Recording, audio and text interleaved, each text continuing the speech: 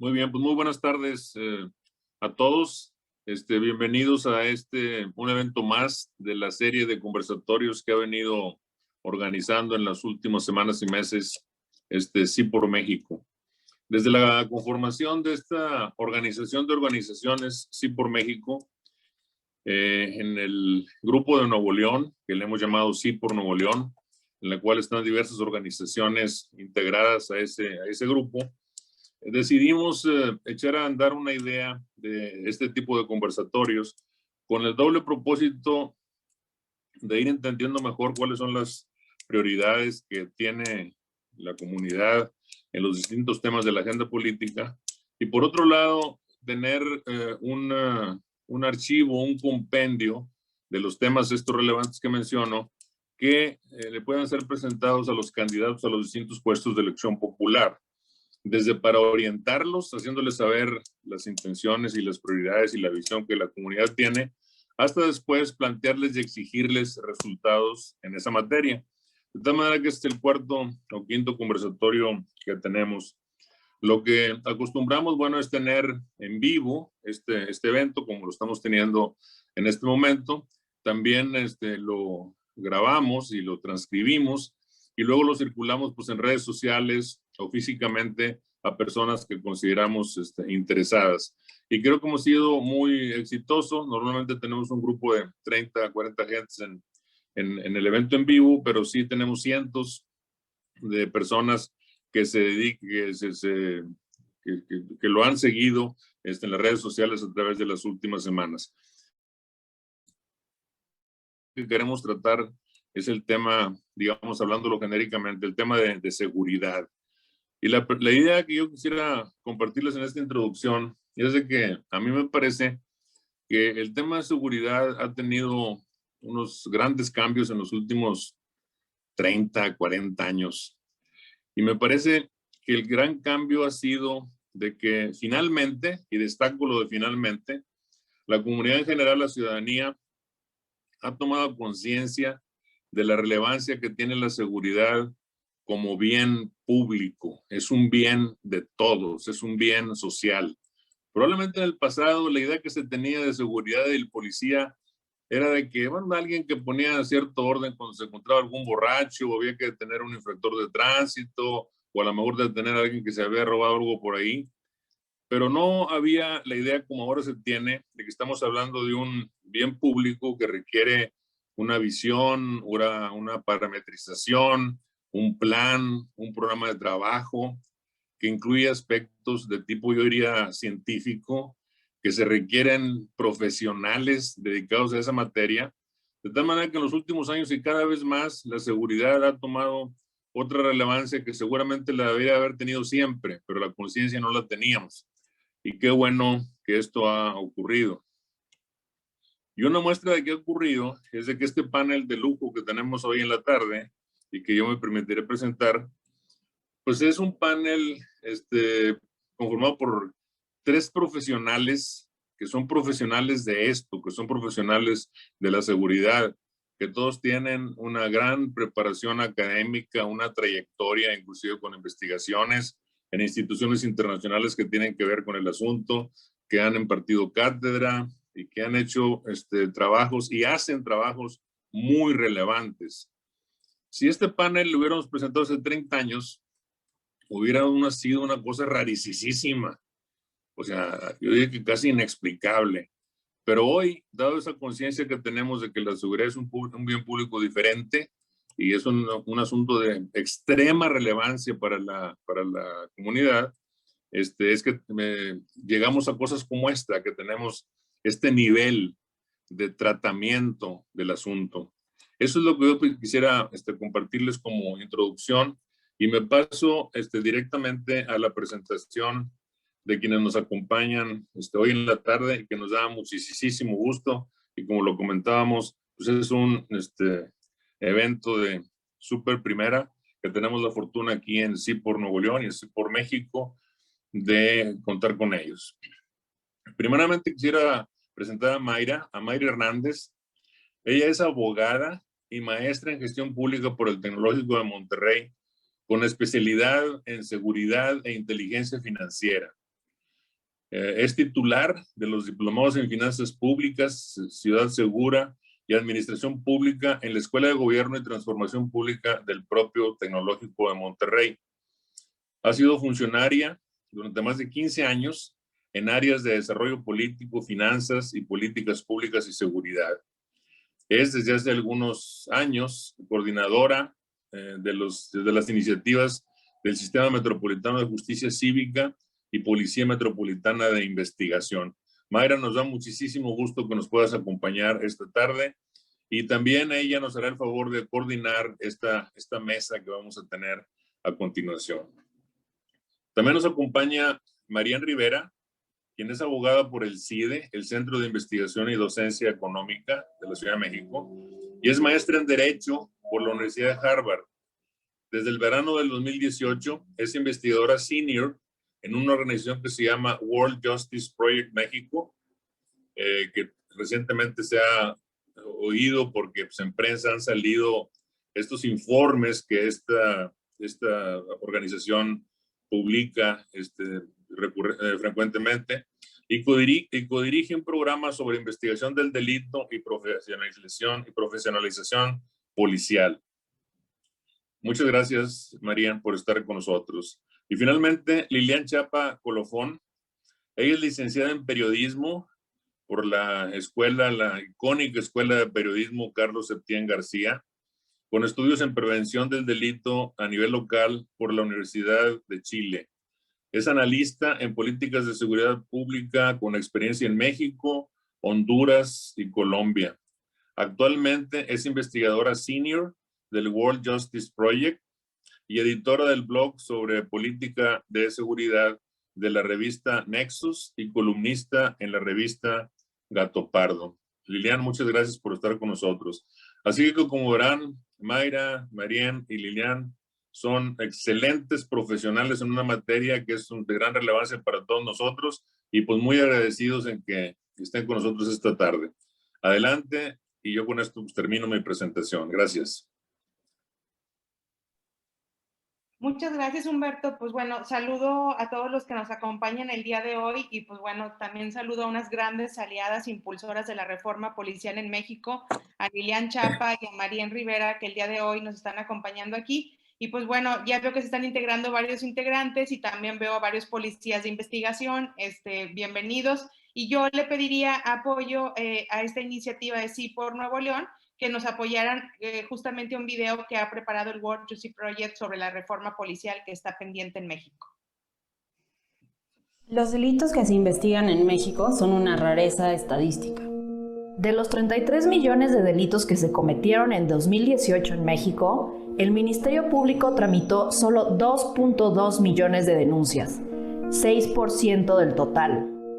¿De quién es responsabilidad investigar los delitos? Probablemente pienses que de la policía, pero la realidad mexicana está muy alejada de las series de televisión donde la policía recibe la denuncia y se pone a investigar sin mayor problema para resolver los casos. Imagina que te acaban de asaltar, te robaron tu cartera y el celular. Los asaltantes huyeron de inmediato. Minutos después encuentras a un policía. Le cuentas lo que pasó y describes a tus agresores. El policía te dice que ya conoce a esta banda. Luego, para tu sorpresa, te explica que su reporte no cuenta como una denuncia y te pide que vayas hasta el Ministerio Público para que ahí cuentes de nuevo todo lo que le acabas de decir.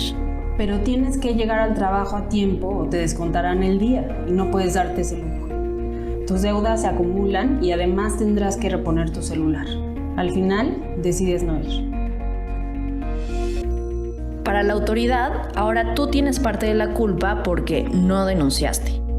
Y aunque informaste de inmediato el hecho a la policía, nuestras leyes entienden la denuncia como un procedimiento burocrático que involucra mucho papel, horas perdidas y excluye a la policía.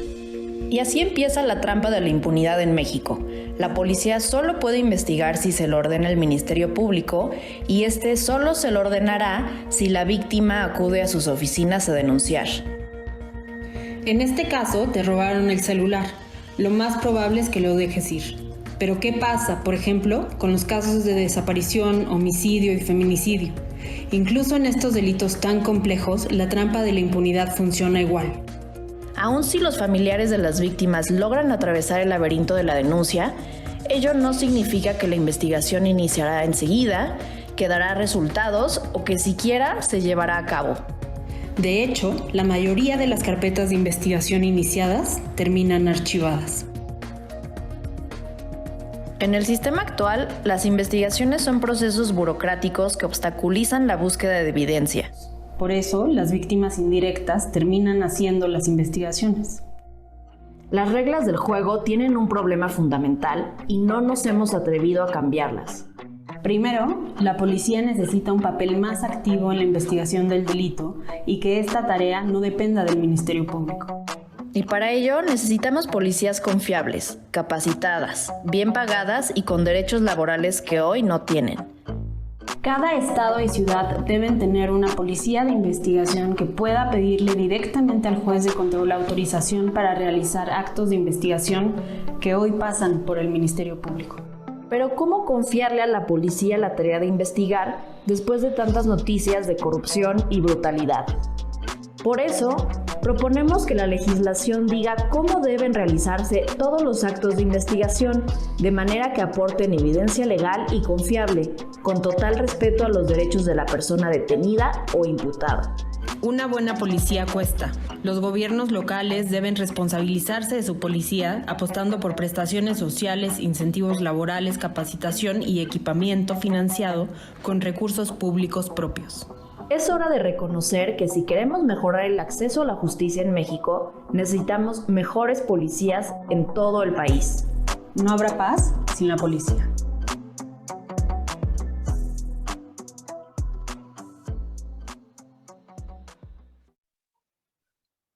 Pues con este primer video queremos abrir la discusión y tiene que ver, y aquí yo abriría esta primera discusión con que el día de ayer escuchaba a varios policías decirme que cuál reforma, que si esto era reformar las leyes para el tema de las policías, y no, justamente la reforma policial tiene que ver con una transformación que tenemos que hacer de las instituciones, sobre todo para darle más valor a la policía. Y pues bueno, yo agradezco mucho a Coparmex y así por Nuevo León que este sea un conversatorio para visibilizar el trabajo de las policías y para empoderarlas en México, que justamente es lo que necesitamos en estos tiempos. Y pues bueno, abriré una serie de conversaciones que tiene que ver principalmente, uno, ¿qué policías queremos tener en México? ¿Cuál es a la policía a la que aspiramos? Y esta es una parte bien importante que tiene que ver con que necesitamos apostarle a las policías desde lo local. La seguridad va a suceder desde los municipios de este país y no es la solución la Guardia Nacional. Esa es una parte muy importante también.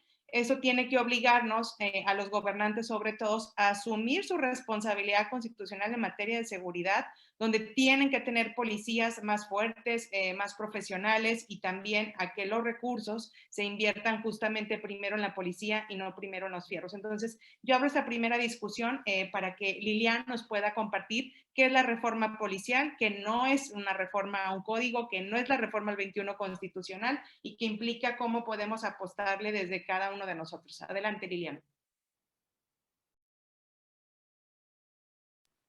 Sí, perdón. Okay. Muchas gracias, Mayra. Siempre empiezo con el micrófono muteado.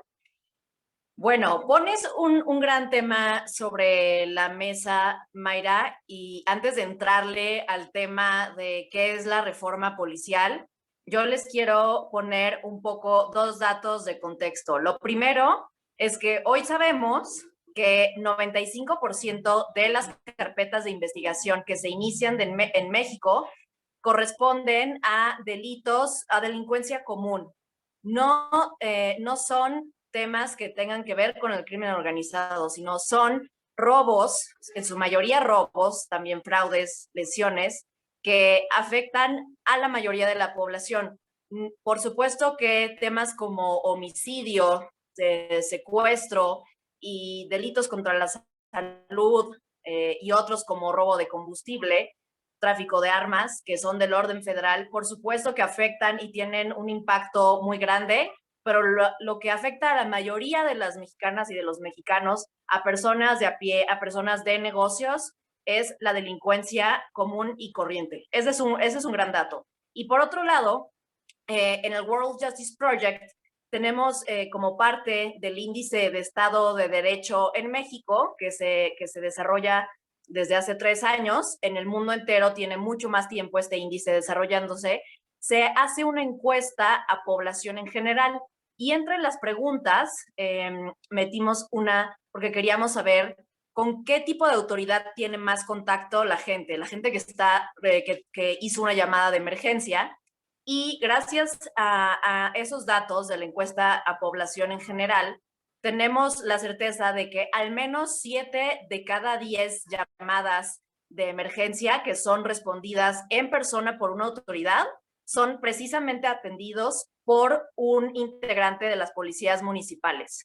Entonces, esto nos pone mucha claridad sobre quién es la autoridad con la que hay que trabajar, porque además también existe evidencia empírica de que las probabilidades de que un delito se resuelva incrementan dependiendo de la atención y del cuidado que tiene la policía en los primeros minutos después de que el delito ocurre y de que la policía llega al lugar de los hechos. Incluso se dice que los juicios no se ganan, los casos no se ganan en la audiencia, sino en el lugar de intervención de los hechos, porque justamente ahí la policía puede identificar a testigos clave y preservar la evidencia que va a ser, pues sí, clave para resolver un caso. Y pues bueno, dicho esto, en World Justice Project también hicimos una evaluación de cuáles son los efectos de la reforma penal de 2008. Esto es muy importante porque muchas veces pues hay políticos muy responsables que culpan al sistema acusatorio de los niveles de impunidad que sin duda existen en el país. Eso es incuestionable. El sistema de justicia y el Estado mexicano tiene una deuda enorme con las víctimas. Sin embargo, es importante distinguir exactamente dónde está el problema y cómo se puede resolver. Entonces, lo que hizo World Justice Project fue analizar la encuesta a población privada de la libertad, es decir, personas que están en centros penitenciarios de todo el país, con y sin sentencia, y preguntarles sobre 3 fases clave de su proceso: el arresto, su estancia en el Ministerio Público y sobre su juicio. Y lo que nos arrojaron estos datos, que son de 2017, es que incluso las personas privadas de la libertad califican mucho mejor a los jueces y a las autoridades en el sistema acusatorio que quienes fueron procesados bajo el viejo sistema. Es decir, sin duda hubo una mejoría que se concentró en la etapa del juicio. ¿Y por qué estoy yéndome a este tema del sistema completo? Porque justamente lo que creemos que falló en 2008 durante la reforma al sistema es que se vio solamente una parte de y se dejó afuera a las policías y al Ministerio Público. Hubo cosas o sea, tenemos juicios orales, las pruebas se valoran directamente por parte del juez y existe un debate. Los procesos son más transparentes e incluso más claros, valorados por las personas que están en prisión. Pero no se tocó algo que para nosotros es fundamental, que es el marco jurídico de la investigación de los delitos. Y aquí lo que podíamos ver en el video es un problema de división del trabajo y de división de facultades entre policía y fiscalías que hoy subsiste, y que sin duda hay lugares en México, como lo es Nuevo León y la zona metropolitana de Monterrey y de Chihuahua, que están haciendo esfuerzos muy importantes por parte de sus fiscalías y de los municipios para que este trabajo de la investigación de los delitos sea mucho más eficiente, pero todavía falta dar muchos pasos para que se haga realidad en algún momento el hecho de que la policía reciba denuncias directamente de las víctimas y no sea un suplicio ir a denunciar un delito, como veíamos en el video, que te tome más de 4 horas, porque toda esa información de las víctimas que al final deciden no ir a denunciar porque las condiciones son muy complicadas para hacerlo, y eso no debería pasar. No deberíamos culpar a la víctima por no haberse ido a perder medio día o más en reportar un delito. La pregunta es cómo le facilitamos a las víctimas que den la información sobre los delitos. ¿Por qué? Porque justamente esta información que no llega al sistema es la que no se utiliza en labores de análisis y de investigación y de inteligencia para detener a las personas que están cometiendo delitos y para desintegrar bandas completas. Entonces tenemos este problema de una investigación del delito, perdón, hay un ruido enorme, una investigación del delito altamente burocratizada. Y hoy estamos viendo avances en el resto del país, y siempre que, digo, nosotros, Mariana y yo vivimos en la Ciudad de México, y siempre que salimos de la ciudad, para nosotros es muy esperanzador ver que en otros lugares como Monterrey y como en la capital de Chihuahua están ya viendo hacia otro, como tienen una visión muy de vanguardia sobre hacia dónde debe ir el sistema de justicia, y pues el tema de la inversión en las policías locales es fundamental. En 2019 se aprobó en el Consejo Nacional de Seguridad Pública el Modelo Nacional de Policía y Justicia Cívica, en el que tuve la oportunidad de colaborar como asesora externa del Secretariado Ejecutivo por algunos meses, y pues se pudo construir esta alternativa civil a la Guardia Nacional, pero hay algo que nos queda muy claro, que sin recursos financieros sostenibles para las policías, esto no va a ocurrir. Como lo mencionaba Humberto, la seguridad pública es un servicio público, y el resultado puede ser un bien público o, como lo es actualmente, un problema. Pero como cualquier otro servicio público, se debe invertir y designar recursos que lamentablemente hoy cada vez son menores, para que, en concreto, para que una persona, un hombre o una mujer que quiera ser policía en su ciudad o en su estado, pueda tener una oportunidad y una perspectiva de carrera que sea atractiva. Las personas de negocios saben muy bien que el tipo de talento que atraes es fundamental para cómo opera en el día a día tu negocio y qué resultados vas a tener. En seguridad, pues pasa lo mismo un poco. Necesitas atraer al mejor talento posible y ofrecerles condiciones que sea atractivo para ir creciendo, oportunidades de crecimiento.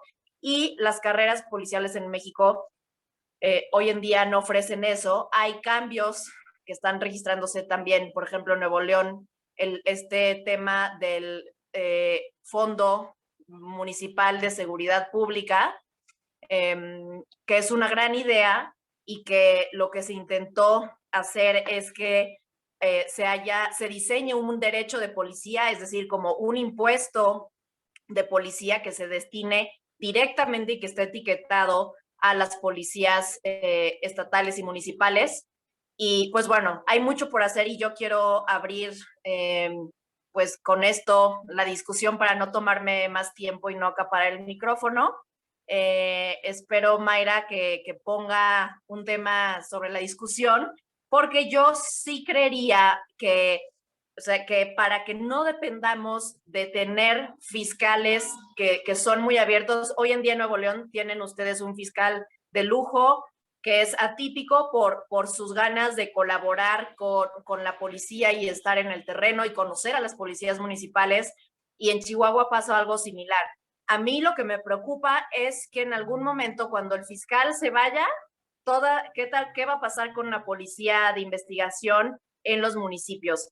Se tiene que lograr que la investigación deje de ser un tema tan burocrático, y que la policía, al fortalecerse, tenga cada vez más facultades y más independencia en la investigación, porque a final de cuentas va a haber un control judicial que va a evaluar cómo se llevó a cabo la investigación y las pruebas que se obtengan de manera ilegal deberían ser desechadas. Entonces, yo pongo esto sobre la mesa. Ustedes son un gran ejemplo de la vanguardia que hay en el sistema de justicia. Así lo hicieron también con los primeros juicios orales en Nuevo León.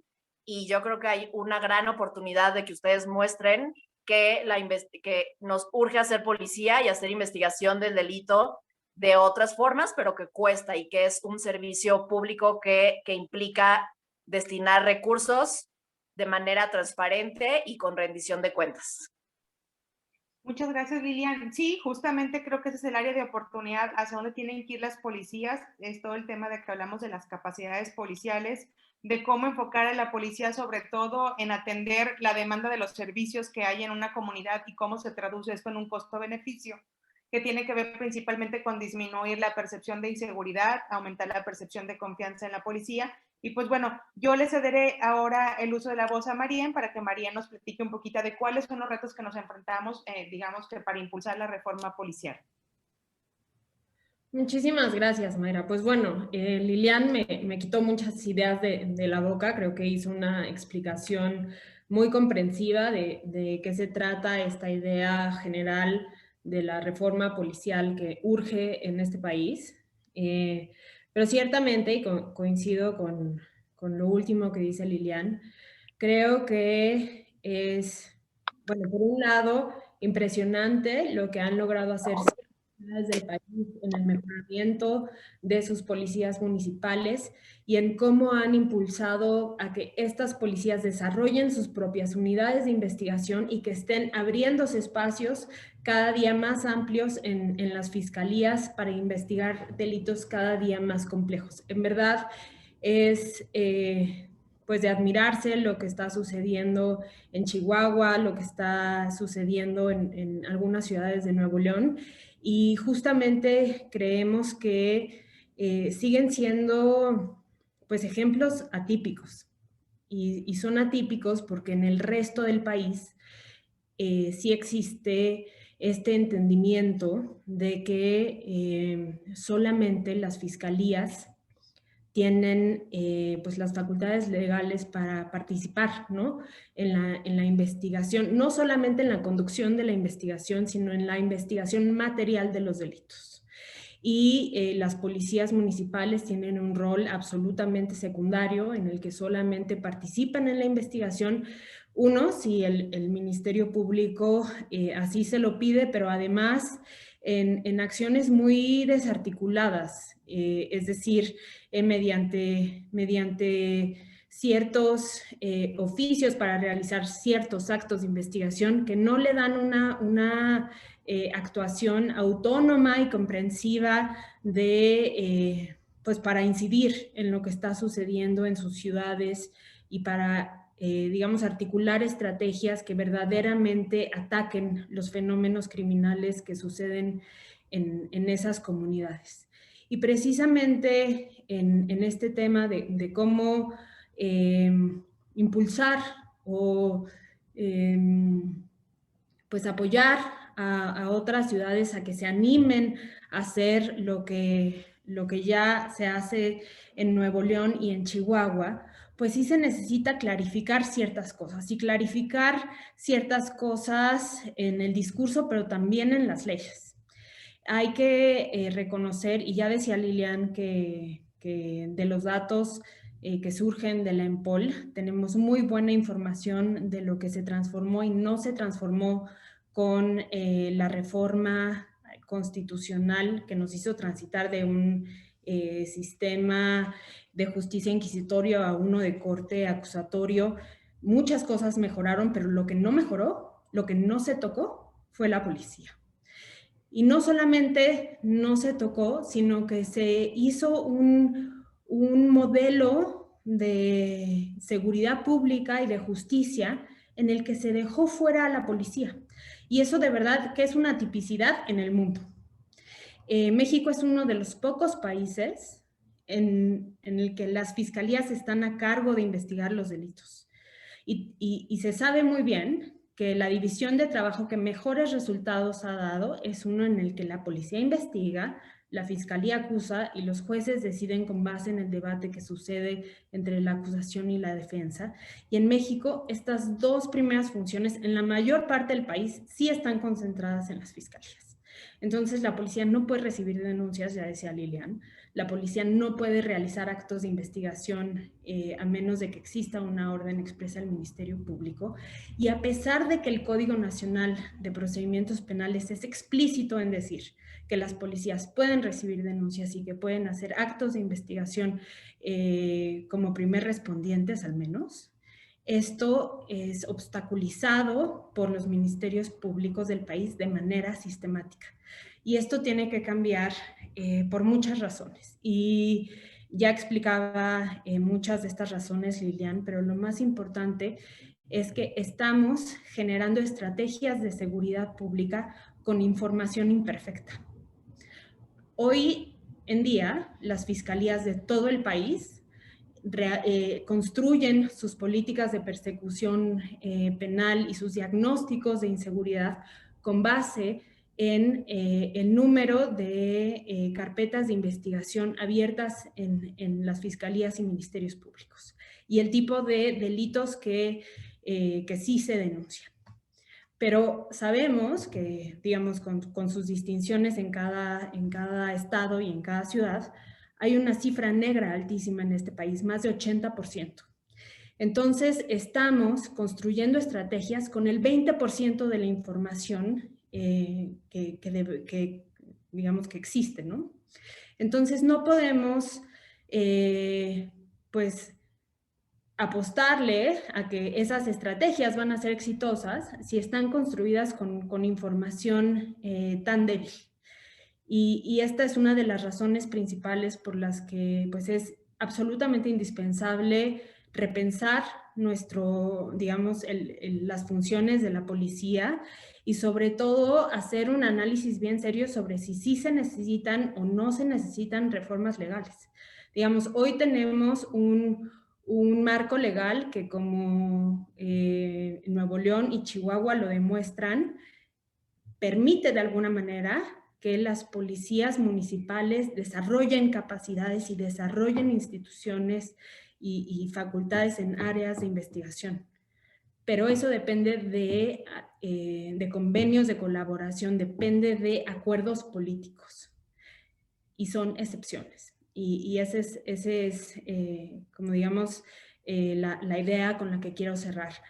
Lo que queremos es que esto sea una realidad en todo el país y es necesario evaluar si eso pasa por hacer reformas legales, incluso constitucionales, para que este buen modelo de policía que está reduciendo la impunidad en estas ciudades pueda también estar en beneficio de los ciudadanos y sus ciudadanas de todo el país.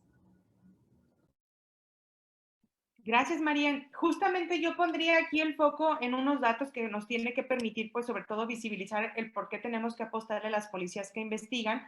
Tiene que ver que, bueno, en nuestro país, de acuerdo al ENVIPE, que es, digamos, una publicación que saca el INEGI cada año, nos dice que en el 2019 tan solo se denunció el 11% de los delitos.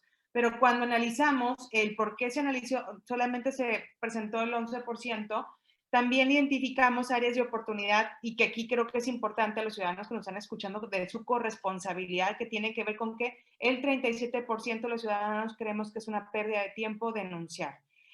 También hay que decirlo que aquí es una oportunidad de oro justamente para materializar lo que dice el artículo 132 del Código Nacional de Procedimientos Penales, donde las policías también pueden recibir denuncias y yo aquí destacaría algunos indicadores muy interesantes que se han venido haciendo en conjunto con la Fiscalía General de Justicia del Estado de Nuevo León y las policías de la zona metropolitana, donde la Fiscalía, y pues bueno, el fiscal ha sido pionero en esta innovación de acercar la Procuración de Justicia al ciudadano, no que el ciudadano vaya a un CODE o a una agencia del Ministerio Público, y desde el 2019 existe lo que se le llama la denuncia virtual. Esto permite que cualquier persona desde su casa, desde el momento en el que ocurran los hechos, pues pueda levantar esta denuncia. Hemos identificado como áreas de oportunidad porque también las policías están levantando las denuncias y mira, déjenme decirles algo muy interesante. A la fecha, por ejemplo, el 57% de, digamos que de los oficios de investigación que reciben las policías en la zona metropolitana derivaron justamente de esta denuncia virtual, contra un 43% de la policía en la recepción de su IPH, que es la noticia criminal, y que por consecuencia esto se traduce en menos de 30 minutos en un oficio de investigación donde las policías pueden investigar. También hay que decirlo que independientemente de que la policía espere el oficio de investigación, las policías tienen atribuciones donde tiene que ver el análisis y la inteligencia, sobre todo para prevenir dónde ocurren estos delitos, y que ahorita veía una pregunta que decían qué hacíamos como una estrategia para el narcomenudeo. Pues bueno, creo que es importante fortalecer primero la inteligencia antes de la capacidad de reacción. Ya hemos visto que el narcotráfico y los homicidios no se resuelven con violencia, sino que tenemos que ser más estratégicos en la investigación de esto. Partiría también de algo bien importante y que creo que esa es la oportunidad, y yo inclusive me he atrevido a decirle al INEGI que cuando saque la INVIPE y que diga cuántas carpetas de investigación se abrieron, pues también le dé un reconocimiento a la policía, porque el Ministerio Público puede impulsar la carpeta de investigación porque hay un policía investigando. Y creo que esa es una parte muy importante porque inclusive, al menos en el caso de Nuevo León, del que tengo visibilidad, la mayor parte, casi un 99% de los oficios de investigación son de imputado desconocido. ¿Qué es imputado desconocido? Es aquella persona responsable o presunta responsable a la que no conocemos, pero a la cual las capacidades de investigación, de análisis y de inteligencia de las policías, pues logran identificarla. Creo que esta es una parte bien importante porque esto nos obligaría justamente a un debate que yo analizaba, por ejemplo, una estadística que el BID hizo en el 2016, que tenía que ver sobre todo sobre las capacidades de las policías. Y se hacían dos preguntas. ¿Tú invertirías principalmente en aumentar el número de policías? Que ese es un debate que tenemos en el país desde hace años, que si tenemos que tener 2.6 policías o 1.8 policías por cada 1,000 habitantes, de que si la ONU en algún momento dijo que teníamos que tener 3 policías, bueno, falso, la ONU nunca dijo eso. Inclusive se ha trabajado desde el Secretariado Ejecutivo Nacional en el tema de definir como un estándar mínimo, que es el 1.8, pero aquí yo obligaría a la pregunta, y aquí también me gustaría sumar a Lilian y a Marién, que tiene que ver con que esta encuesta arrojó que realmente la dinámica no era tener más policías, sino era invertir en la capacitación de los policías, porque eso nos iba a permitir dar mejores resultados. Entonces, aquí hay algo bien importante, y aquí yo meteré el tema del dinero, que tiene que ver con que, a ver, yo hice un análisis justamente de cómo se gastaba el FAS y el Fortasec en el 2020 relacionado estrictamente a policía, no cuánto se gastaba en fierros ni cuánto se gastaba en otros servicios. Y es increíble darnos cuenta que tenemos, digamos que en nuestro país tenemos 252,000 policías entre municipales y estatales, de las cuales no se invierten más allá de 11,000 pesos. O sea, digamos que considerando lo que FAS y Fortasec tiene que invertirse estrictamente en capacitación y en certificación de las policías. Y es triste darte cuenta que la mayor parte de estos recursos se van a patrullas. Entonces, pues creo que esto nos habla de la agenda inconclusa que tenemos en temas de reforma policial, donde no hemos pagado bien a las policías, y esto me lleva a otra lógica donde pues Marién y Lilian viven. Por ejemplo, en la Ciudad de México podemos presumir que tenemos muchos policías, pero al final de cuentas esto no ha mejorado la capacidad de los servicios de la policía, y inclusive esto también es importante decirlo, porque pues les pagan. Yo recuerdo hace unos meses un policía de la Ciudad de México me hacía llegar su recibo de nómina y me pedía que se lo interpretara. Justamente el policía ganaba 5,000 pesos mensuales, y había una aportación que decía gastos funerarios por 14 pesos.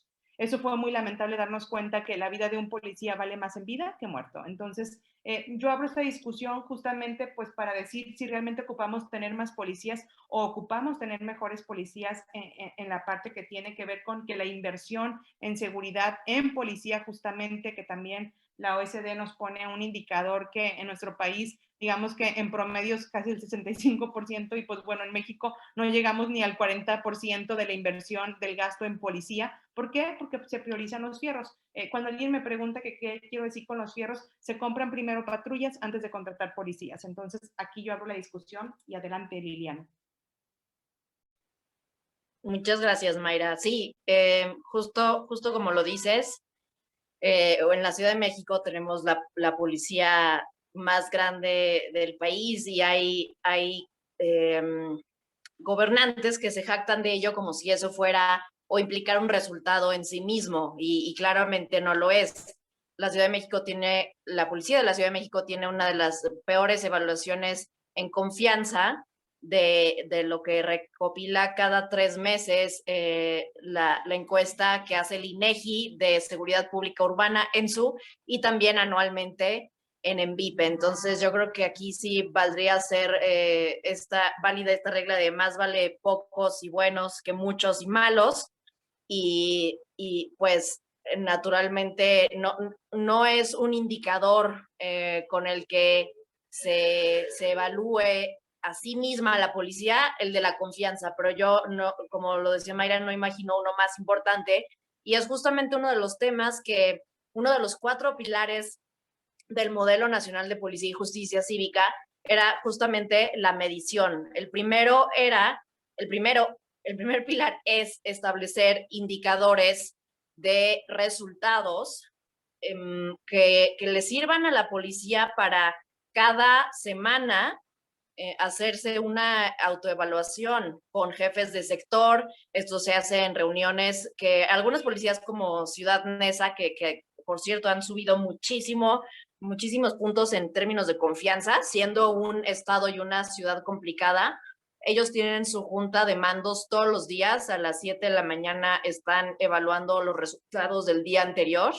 Otras policías lo hacen cada semana, pero es muy importante que se evalúe a la policía con base en resultados, en disminuir la incidencia delictiva, no en disminuir el número de carpetas de investigación, sino en disminuir el número de víctimas y de delitos que ocurren. ¿Y esto cómo se mide? Con encuestas de victimización. Es muy importante que se levanten encuestas de victimización a nivel local. ENSU no nos da más que para zona metropolitana. Entonces, los ejercicios de observatorios locales que están levantando encuestas pues son un mucho mejor termómetro, pero yo sí soy de la idea de que hay que evaluar así a la policía. Hay quien dice que eso genera incentivos perversos, pero pues si la policía no tiene como resultado que haya menos víctimas y menos delitos, yo no sé entonces qué se espera de la policía. Este es uno de los temas que tenemos que impulsar al interior de las policías municipales, y que se generen datos confiables de la incidencia. ¿De dónde pueden venir? Las llamadas al 911 son también un muy buen indicador de cuántos delitos ocurren. En la zona metropolitana de Monterrey hay sistemas de medición en Monterrey que yo sepa, y seguramente también en otros municipios, pero también en el municipio de Guadalupe tienen una muy buena contabilidad de cuántos delitos ocurren, y si las comparan con carpetas de investigación, se nota que hay un diferencial, porque pues es mucho más fácil llamar al 911. El caso es que eso se puede utilizar como medición para evaluar resultados, y sí, finalmente nos surge colocar el indicador de confianza y percepción de efectividad como dentro de las evaluaciones más importantes de las policías, y desde Coparmex, que tienen espacios de diálogo permanentes con las autoridades, pues sí ponérselos, pues que lo tengan muy presente, que ese es un muy buen indicador sobre percepción de seguridad y confianza en la policía, sobre los que hay que estar detrás cada trimestre. Muy correcto. Pues bueno, yo le cedo el uso de la voz a Marién para que pueda complementar lo que venimos discutiendo. Adelante, Marién.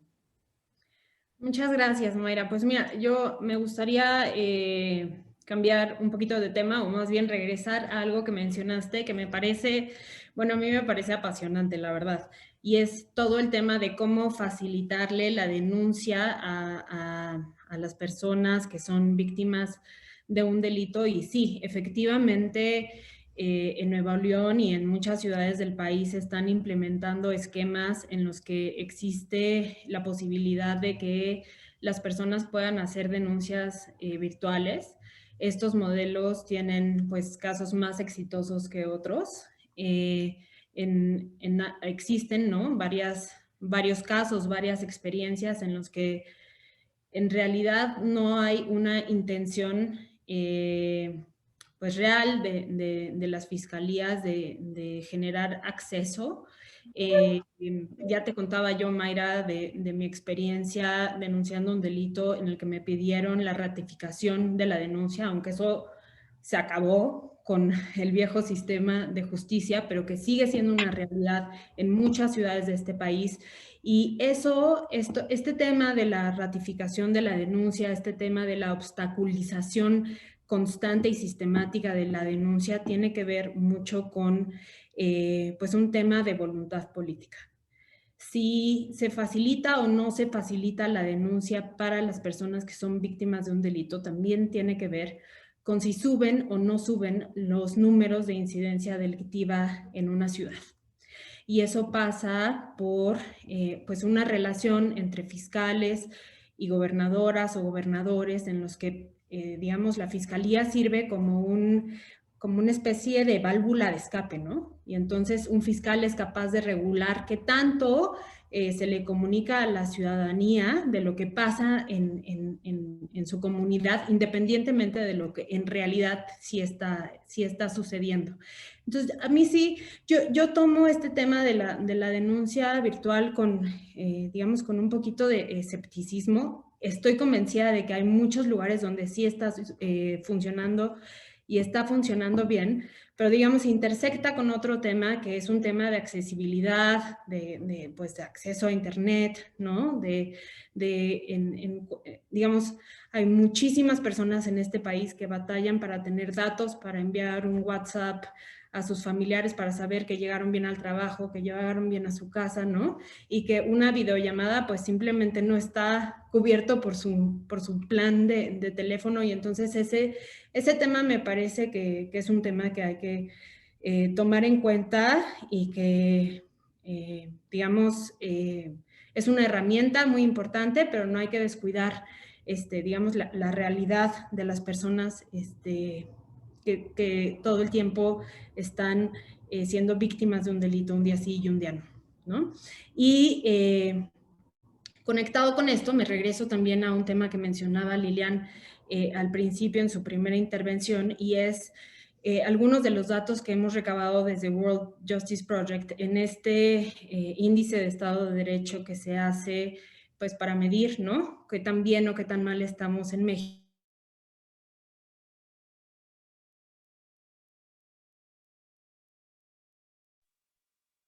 Datos más interesantes de esa encuesta es que la ciudadanía nos dice que 6 de cada 10 personas que piden auxilio a una autoridad son atendidas por un ministerio público. Digo, por una policía municipal, perdón. Entonces, ¿por qué redirigir a estas personas a otra autoridad que está lejos, que está a 3, 4 horas y que muchas veces no está en la posibilidad de la víctima desplazarse o perder tiempo en acudir a otra autoridad, si las policías municipales están facultadas por la ley para recibir denuncias? Entonces, y lo conecto por último con este último tema que dices, ¿cuánto gastamos en nuestra policía municipal? Pues esa pregunta se tiene que contestar también, ¿no? Poniendo en la licuadora, pues, ¿qué funciones les vamos a dar?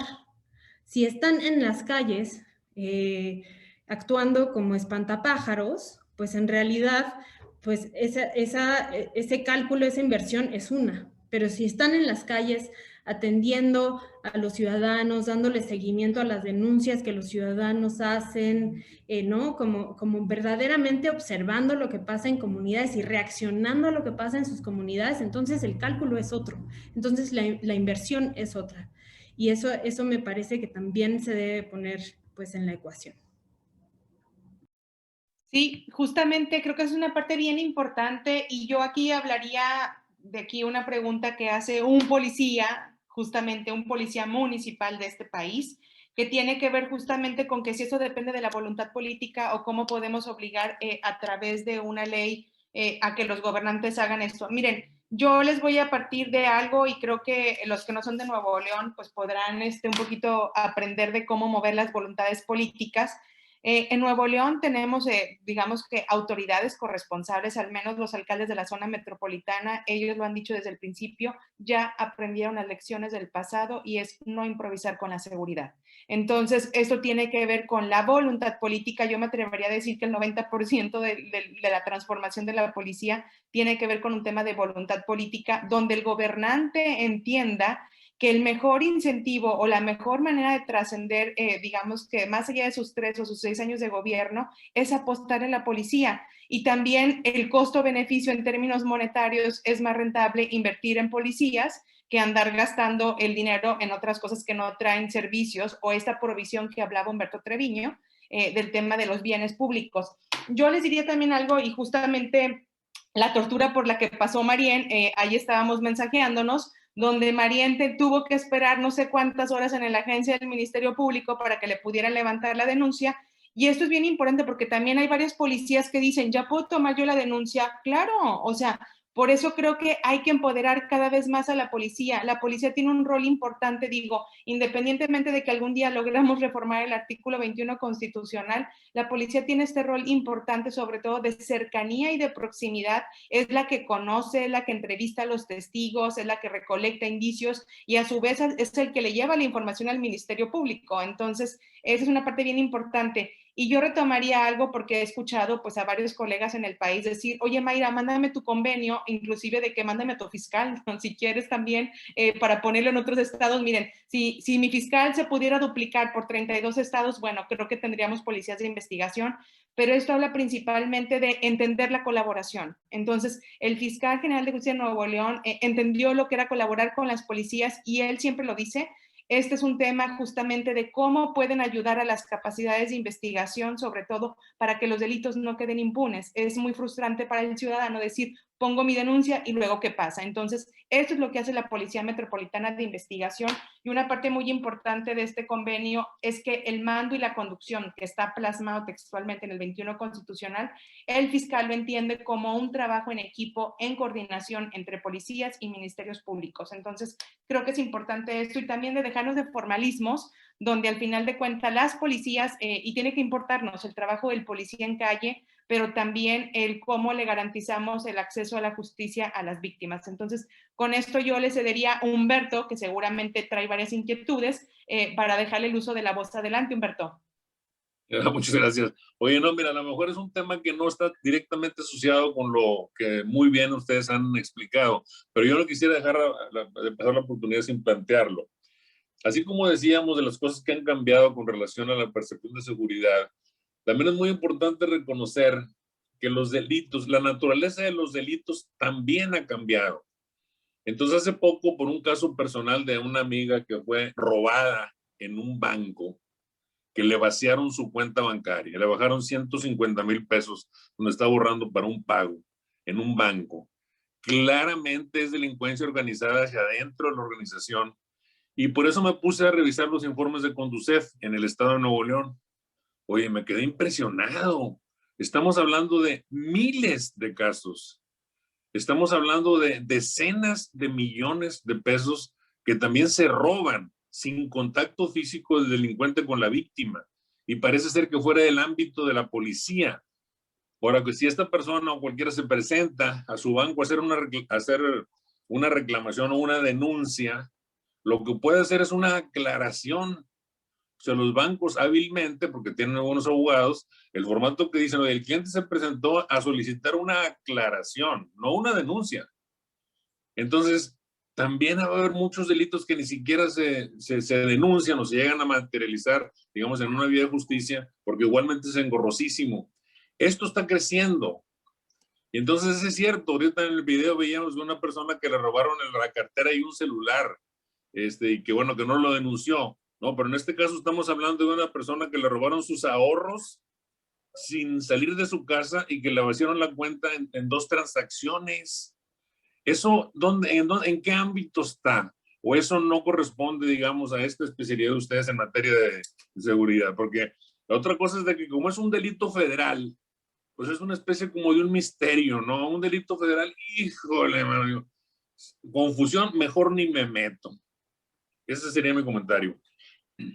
Sí, de hecho, Humberto, quiero decirte, justamente dándole visibilidad al trabajo de las policías municipales en la zona metropolitana, han llegado oficios de investigación donde la víctima reporta que le fue sacado su dinero en un cajero, que se hizo alguna transferencia en un banco, y las policías municipales apoyan en la investigación. Y es este tema de que tenemos que entender la coordinación y el tema de que si los delitos del fuero federal o del fuero común, que a quién le corresponde investigar. Entonces, decirte que al menos en la zona metropolitana, la Policía Metropolitana de Investigación atiende esos casos, inclusive Mira.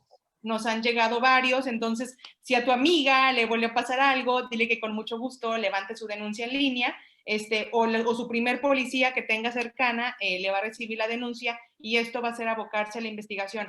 Hay casos avanzados ya en la investigación justamente de estas banditas que están justamente saqueando a las personas en los cajeros. Entonces creo que es una parte muy importante del rol que juega la víctima en esto, sobre todo porque le aporta información. Y le cedo la voz a Marién.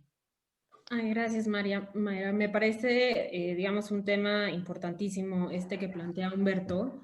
Como también decíamos en el video, claro, hay delitos pequeños en los que simplemente las personas pueden decidir como si hacer un análisis costo-beneficio, voy, denuncio, no denuncio, pero en muchas ocasiones se trata del patrimonio de toda la vida, de los ahorros de toda la vida, o de la desaparición de su hijo, de su hija, de su esposo, de su esposa, ¿no? Digamos, hay una serie de delitos en los que uno no se puede quedar sin hacer nada, y es de verdad pues sí, como un laberinto saber como qué se tiene que hacer, a qué autoridad acudir, que si es un delito federal, que si es un delito estatal, ¿no? O sea, sí existe muchísima falta de información y claridad sobre cómo tenemos que reaccionar ante este tipo de situaciones.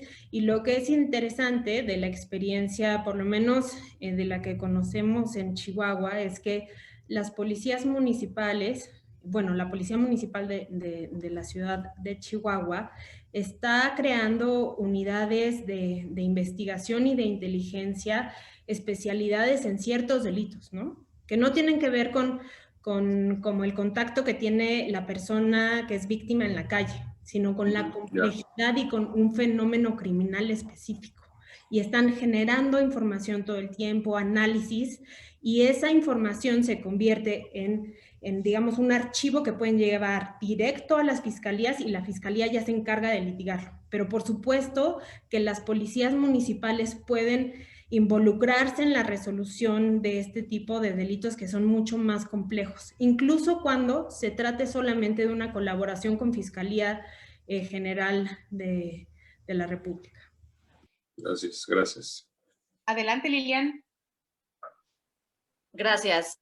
Yo te diría, Humberto, que justamente, así como lo dices, primero, creo que estamos tan desacostumbrados a acceder a la justicia que cuando somos víctimas de un delito que no es a lo mejor todavía tan común, no sabemos ni siquiera a quién le corresponde y si eso califica como delito o no, si lo va a resolver el banco, pero sin duda esto es algo que entra en el sistema de justicia penal. Y así como hoy en día la mayoría de las transacciones son en efectivo y por lo tanto la mayoría de los delitos son de robo a transeúnte, la delincuencia se está moviendo en todo el mundo y también en el país a delitos electrónicos, robos de identidad, pues duplicación de las tarjetas, este tipo de robos que no ocurrieron en lo físico, pero claro que requieren de policías de investigación, y por eso nos surge hacer este cambio, porque nos estamos quedando muy en el pasado y se tienen que desarrollar. Policía Federal tenía pues su policía cibernética, las policías estatales y las municipales también pueden tener policía cibernética para hacer investigación de este tipo de delitos, y requiere, como lo decía Marién, de ciertas especialidades y de que haya un policía que sea especialista en analizar a lo mejor los archivos financieros de la persona que denunció, pero definitivamente es algo de lo que debe de tener una notificación pues Fiscalía y la policía, y justamente yo creo que ustedes están en una posición muy privilegiada para pedirle a las policías, tanto a la estatal como a las municipales, desarrollar sus áreas de inteligencia, perdón, de policía cibernética para todos estos delitos, prevenirlos y cuando ocurren, pues ir resolviéndolos. Al rato también van a cometerse delitos vía Facebook, o sea, a todo lo que se está migrando, necesitamos una respuesta del Estado, no es que sea como una tierra de nadie, ¿no? Muy bien. Totalmente. Bueno, yo aprovecharía ahora justamente que también este foro sirva, uno, identificar las áreas de oportunidad que tenemos para apostarle a las policías desde lo local, pero también creo que estamos en una coyuntura política interesante. Hay renovación de gubernaturas, hay renovación de alcaldías, entonces creo que sería importante pues poder partir que este conversatorio sirva y aprovechando la difusión que se les da. ¿Cuáles serían, Lilian, Marian, y empiezo, 3 propuestas que ustedes le recomendarían a los candidatos justamente a los próximos alcaldes y a los próximos gobernadores o gobernadoras, sobre todo para el tema de la policía? Yo empiezo uno que tiene que ver con que la prueba de fuego del presupuesto. Quiero saber cuántos gobernadores y cuántos alcaldes van a traer en el discurso que vamos a invertir en la policía y pues bueno, creo que va a ser bien importante ver cómo se van a reflejar los presupuestos en el 2022 en el tema de la policía. Otra que tiene que ver con mover las voluntades de los fiscales en los estados, así como Nuevo León lo ha hecho posible, pero también que los municipios entiendan la responsabilidad de la investigación. Creo que esto es una parte muy importante porque no es que trabajes para la fiscalía, es cómo tú puedes ayudar a darle la cara, y creo que es una parte bien importante donde la víctima le duele, que pues presento mi denuncia, no me dice nada el Ministerio Público, me dice que tiene mucho trabajo, pues bueno, el policía tiene una oportunidad muy importante para darle la cara a la víctima, más allá de recibirle la denuncia o de haber actuado como primer respondiente. Y la tercera, que es la más importante, pues bueno, decirle a los próximos gobernadores o gobernadoras y alcaldes y alcaldesas de este país que dejen de improvisar en estrategias de seguridad cada 3 o cada 6 años. Entonces, voy contigo, Lilian, ¿tú qué les propondrías a estos candidatos, sobre todo para que se refleje en mejores condiciones para las policías en México?